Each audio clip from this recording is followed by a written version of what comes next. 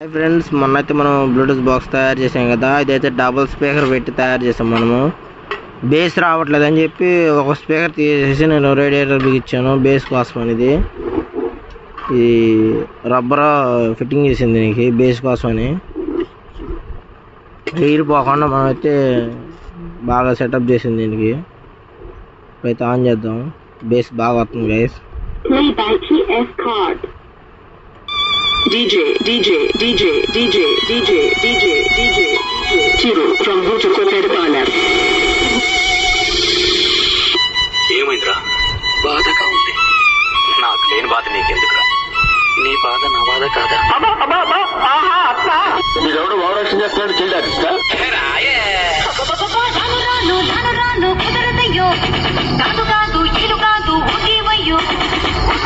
మీద మీద